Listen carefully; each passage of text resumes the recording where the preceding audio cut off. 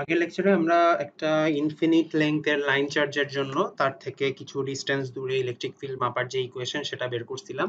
তো আজকে হচ্ছে বেসিক্যালি গাউস ল দিয়ে ওই কাজটা কিভাবে খুবই সহজে করে ফেলা যায় সেই জিনিসটা দেখবো আমরা। তো বেসিক্যালি গাউস লটা কি ছিল? গাউস ল ছিল বেসিক্যালি এই ইকুয়েশনটা, ঠিক আছে? এটা হচ্ছে আমাদের ইলেকট্রোস্ট্যাটিক্স এর ফান্ডামেন্টাল পস্টুলেটের প্রথম যেই পস্টুলেটটা সেইটার ইন্টিগ্রাল ফর্ম আর কি, ঠিক আছে? একটা ছিল ডিফারেন্সিয়াল ফর্ম যেটা হচ্ছে uh, divergence of E equals to rho by epsilon naught, and সেটাকে যদি আমরা ইন্টিগ্রাল ফর্মে নেই সেটা দাঁড়ায় হচ্ছে এটা। তো এই ফর্মুলাটা অ্যাপ্লাই করে আমরা খুব ইজিলি ইলেকট্রিক ফিল্ড বের করতে পারি। তো লেফট হ্যান্ড সাইডটা কি, ই ডট ডিএস, এই টার্মটা হচ্ছে সবসময় কি, যে কোনো একটা ক্লোজড সারফেস, আমরা একটা ক্লোজড সারফেস ইন্টিগ্রাল দিয়েছি এখানে, একটা ক্লোজড সারফেস থেকে টোটাল আউটওয়ার্ড ফ্লাক্স কতটুকু বের হয়ে যেতেছে, লেফট হ্যান্ড সাইডটা এটা মিন করে। আর রাইট হ্যান্ড সাইডটা হচ্ছে q enclosed by epsilon naught, a 1 by epsilon naught তো একটা কনস্ট্যান্ট, আর কিউ এনক্লোজডটা হচ্ছে যেই ক্লোজ সারফেসের উপর আমরা ইন্টিগ্রেশন ক্যারি আউট করতেছি সেই ক্লোজ সারফেসটার ভিতরে কতটুকু চার্জ এনক্লোজড আছে সেটা, ঠিক আছে? তো এই ইকুয়েশনটা সলভ করলে আমরা ই পেয়ে যাব। তো ফর এক্সাম্পল আমরা যে গত ক্লাসে যেই গত লেকচারে আমরা যেই প্রবলেমটা সলভ করছি সেটা ছিল একটা ইনফিনিট লেংথের একটা লাইন, তাই না? যেই লাইনটার উপর হচ্ছে চার্জ ছিল, হয়তো পজিটিভ চার্জ ছিল, তো সেই লাইনটার উপর চার্জের ডেনসিটি দেয়া ছিল রো এল, এই ডেনসিটিটা দেয়া ছিল। তো আমি যদি এটার উপর গাউস ল অ্যাপ্লাই করে এটার থেকে for example say r distance দূরে এখানে কোনো পয়েন্টে ইলেকট্রিক ফিল্ড বের করতে চাই গাউস ল অ্যাপ্লাই করে, তো সেটার মেথডটা কি এখন দেখবো। তো ধরে নিলাম এই লাইন চার্জটা আমার জেড অ্যাক্সিস বরাবর আছে। আচ্ছা, বাই দ্য ওয়ে এটা হচ্ছে তোমাদের চেইং এর বইয়ের এক্সাম্পল 3 এর 5 যেটা আমরা সলভ করতেছি এখন, ঠিক আছে? তো আগের প্রবলেমটাই গাউস ল অ্যাপ্লাই করে সলভ করবো। তো যাই হোক, প্রথম অ্যাপ্রোচ হচ্ছে আমাকে প্রথম স্টেপে একটা ক্লোজড সারফেস, সুইটেবল একটা ক্লোজড সারফেস চুজ করে নিতে হবে। তো এটা হচ্ছে বিভিন্ন জিওমেট্রিক্যাল শেপের জন্য বিভিন্ন ধরনের সারফেস নিলে তোমার কাজে সুবিধা হবে, ঠিক আছে? তো আমি আগে একবার জিনিসটা বলছিলাম, তো এখন আবার বলে দেই জিনিসটা এখন যেহেতু রেলেভেন্ট। আমরা যখনই লাইন চার্জ বা সারফেস চার্জ নিয়ে কাজ করব, মানে সারফেস চার্জ বলতে একটা প্ল্যানার চার্জ বললে ভালো হয় আর কি, মানে একটা প্লেন চার্জ নিয়ে কাজ যখন করব তখন আমাদের গাউসিয়ান সারফেসটা একটা সিলিন্ডার ধরলে খুবই ভালো হয়, ঠিক আছে? সবসময় এটা মনে রাখবা। যেমন আমরা হচ্ছে পয়েন্ট চার্জ নিয়ে যখন কাজ করতাম তখন আমরা একটা স্ফেরিক্যাল শেপ নিতাম, ঠিক আছে? তো আগের দিনের লেকচারটা যদি একটু মনে করে দেখো, আমরা যখন একটা লাইন চার্জের জন্য এই সমস্ত কোয়ান্টিটি বের করছিলাম তখন একটা কথা বলছিলাম যে এখানে আসলে প্রতিটা এলিমেন্ট, তুমি যদি এই লাইন চার্জটার উপর অনেকগুলো ছোট ছোট ছোট ছোট এলিমেন্ট নাও, এই প্রত্যেকটা এলিমেন্টের জন্য যেই ইলেকট্রিক ফিল্ড পাবা তুমি পি পয়েন্টে, সেই ইলেকট্রিক ফিল্ড আর কি ছিল, একটা জেড অ্যাক্সিস বরাবর একটা কম্পোনেন্ট ছিল, আর অ্যাক্সিস বরাবর একটা কম্পোনেন্ট ছিল, এবং আমরা দেখছিলাম যে at the end of the day তোমার over the whole length of the line charge তুমি যখন আসলে ইন্টিগ্রেশনটা ক্যারি আউট করবা সবগুলা জেড কম্পোনেন্ট ক্রস আউট হয়ে যায়, তাই না? শুধুমাত্র আর কম্পোনেন্টটা থাকে যেটা আমরা ফাইনাল রেজাল্টে গিয়ে দেখছিলাম, ঠিক আছে? ই যখন আমরা বের করছি সেখানে কেবলমাত্র এ আর কম্পোনেন্ট ছিল, আর কোনো কম্পোনেন্ট ছিল না। তো এই কনসেপ্টটা ইউজ করে আমরা আমরা আসলে কি ধরনের সারফেস এখানে ধরতে হবে সেটা দেখবো।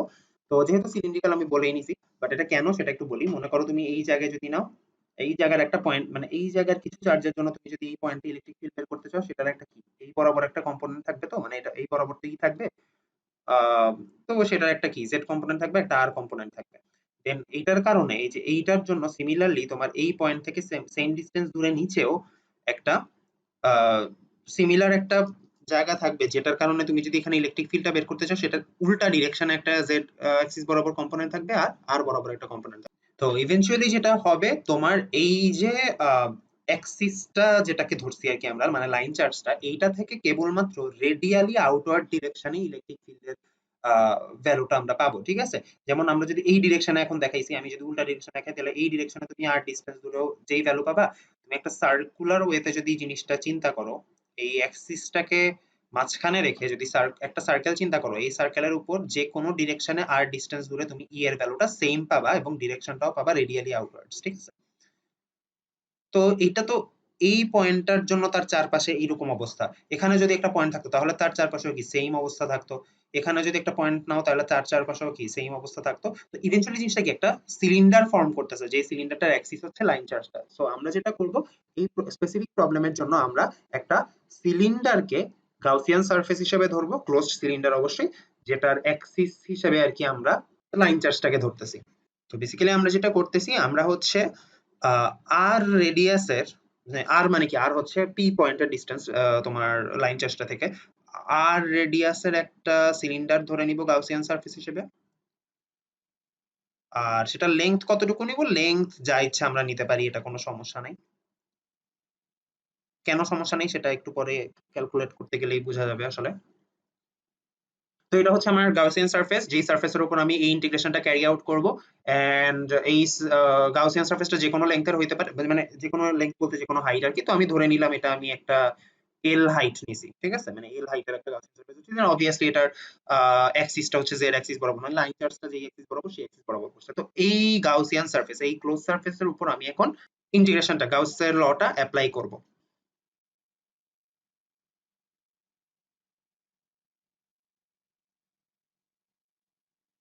ইকুয়েশনটা লিখে নিলাম।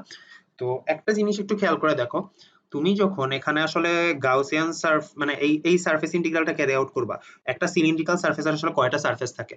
টপ সারফেস একটা, ঠিক আছে, বটম সারফেস একটা নিচের দিকে যেটা, আর এই যে সার্কুলার যে সারফেসটা, তাই না, এই যে সার্কুলার যে সারফেসটা রাউন্ড সারফেস, সেটা ওই সারফেসের উপর আমাদেরকে ইন্টিগ্রালটা ক্যারি আউট করতে হবে। তো একটা জিনিস একটু খেয়াল করে দেখো, ডিটেইলড ওয়েতে ইলেকট্রিক ফিল্ডের ভ্যালুটা বের করছিলাম একটা লাইন চার্জের জন্য। তো সেখানে দেখছি ই এর কেবলমাত্র এ আর কম্পোনেন্ট আছে, তাই না? ঠিক আছে, এ আর দেন কিছু একটা ভ্যালু, এটাই আমরা এখন বের করব। তো ই কে আমরা ডিরেক্টলি এ আর ই আর লিখতে পারি, যেই ভ্যালুটা আমরা বের করব, ঠিক আছে, এই ভ্যালুটা আমরা জানি না। আর ডিএস যেটা এলিমেন্টাল সারফেস ভেক্টর, যেটা সেটা আসলে তিনটা পার্ট থাকবে, যেহেতু এখানে তিনটা সারফেস আছে। তো তুমি যদি টপ সারফেসের কথা চিন্তা করো, টপ সারফেসের জন্য ডিএস এর ভ্যালুটা হবে হচ্ছে এ জেড ডিএস, তাই না? কারণ টপ সারফেসের জন্য আহ সারফেসের পারপেন্ডিকুলার আউটওয়ার্ড কোন ডিরেকশন বরাবর, এই যে এটা যেহেতু জেড অ্যাক্সিস, তো এটা এ জেড অ্যাক্সিস বরাবর, তাই না? তুমি যদি বটম সারফেস চিন্তা করো, বটম সারফেসের জন্য আমরা আউটওয়ার্ড পারপেন্ডিকুলার কোন দিকে ধরতেছি, নেগেটিভ এজেড এর দিকে, সো এটা হচ্ছে নেগেটিভ এজেড ডিএস। আর যদি তুমি সার্কুলার সারফেস ধরো, মানে এই যে রাউন্ড সারফেসটা যদি ধরো, এই রাউন্ড সারফেসের জন্য ডিরেকশন হচ্ছে এ আর বরাবর, কারণ রাউন্ড সারফেসের পারপেন্ডিকুলার সবসময় কি রেডিয়াস ভেক্টরটা, তাই না, এ আর। সো এ আর। তো একটা জিনিস একটু চিন্তা করে দেখো, আমরা যখন ই ডট ডিএস করবো তখন আমাকে কি করতে হবে? ফার্স্টে এই যে টপ সারফেসের জন্য ই ডট ডিএস এটা বের করতে হবে, তাই না? মানে প্রথমে আমাকে যেটা করতে হবে, E dot DS for top surface এটা বের করতে হবে, দেন বটম সারফেসের জন্য ই ডট ডিএস বের করতে হবে, দেন সার্কুলার সারফেসের জন্য ই ডট ডিএস বের করতে হবে। এগুলো ইকুয়ালস টু হবে হচ্ছে q enclosed divided by epsilon naught. এখন একটা জিনিস একটু খেয়াল করে দেখো, তোমার টপ সারফেসের জন্য ই এর ডিরেকশনটা কোন বরাবর? এ আর। আর ডিএস এর ডিরেকশনটা হচ্ছে এ জেড বরাবর। তো এ আর আর এ জেড যেহেতু পারপেন্ডিকুলার, সো এদেরকে ডট করলে আসলে কত আসবে? জিরো আসবে, তাই না? সিমিলারলি তুমি যখন বটম সারফেসের জন্য বের করতে যাবা, বটম সারফেসেও দেখো নেগেটিভ এজেড, তাই না? তো নেগেটিভ এজেড বা এজেড যেটাই হোক, সেটা কি এ আর এর সাথে পারপেন্ডিকুলার, সো এ আর ডট এজেড ই করো বা এ আর ডট নেগেটিভ এজেড ই করো, দুইটা রেজাল্টই জিরো আসবে। সো এই দুইটা রেজাল্ট আমার জিরো চলে আসতেছে। এন্ড দেন তুমি যখন সার্কুলার মানে সারফেসটার জন্য ই ডট ডিএস বের করবা, তখন ই এর ডিরেকশন হচ্ছে এ আর বরাবর, আর সার্কুলার সারফেসের ডিরেকশনও এ আর বরাবর, তাই না? সো কেবলমাত্র এই ইন্টিগ্রালটা টিকে থাকবে। সো তোমার রেজাল্ট আসবে হচ্ছে integration of e r a r dot ds a r, ঠিক আছে? এন্ড কিউ এনক্লোজড এর ভ্যালুটা আমরা বলি কতটুকু।